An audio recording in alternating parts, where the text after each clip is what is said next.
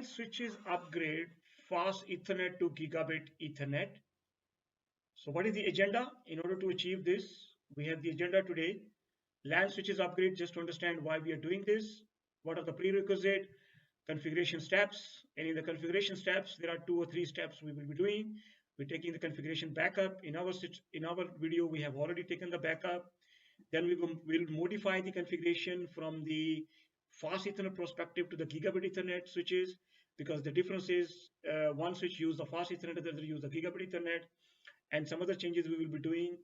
And then we copy the modified configuration from the 3750 48 24 port to 48 port, and then we download via the TFTP server. Then we verify the new switch configuration, and then after that we will replace that. So basically what we are doing in our environment, we have a switch, a 3750 switch. 3750 switch in our rack. Actually, you can see it is already connecting to multiple devices here. All the 24 ports are fully populated, and we need more port in order to connect the switch. That is why we want to replace with the 48 port. Second requirement is, this is the fast Ethernet port, so we want to upgrade our LAN from fast Ethernet to gigabit Ethernet, so we have more bandwidth for our switches, infrastructure, and network, and all the PC, and as well as the server as well. So 2 requirement. One is the we need more ports on our network. Second requirement is we need to upgrade from the fast Ethernet to gigabit Ethernet. And this switch name is FNSWS90. We also have another switch, which is the new switch we already connected in our rack, and one of the port is using for the network connectivity, which is 1033 port.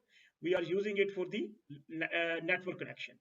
This switch is 3750 gig port, 48 port switch, plus it has 4 SFP as well.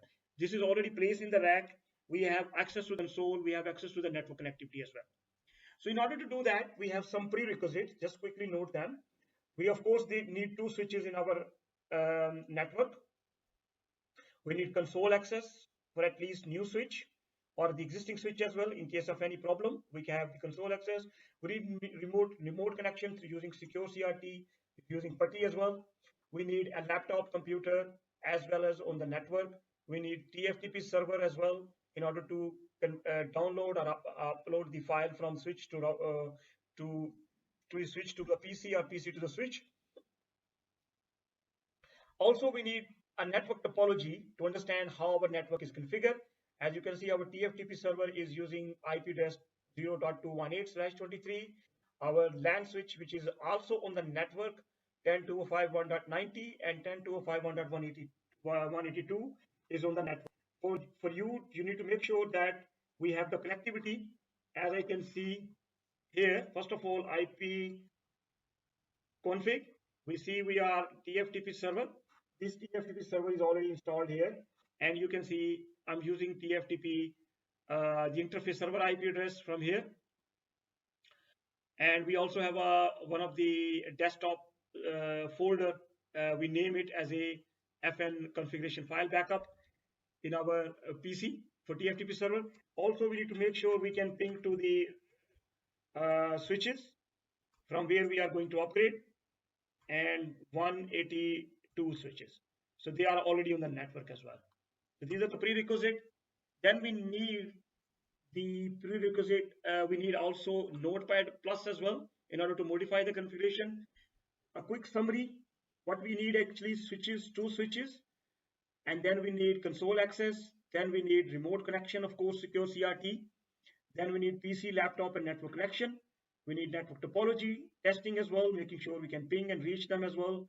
TFTP server, PC, and Notepad+. So these are the prerequisites we need to have. So this is just a summary. So that's the prerequisite we have, and in the prerequisite we have already seen that what are the prerequisite in the previous lectures we seen. These are the prerequisite. A quick recap.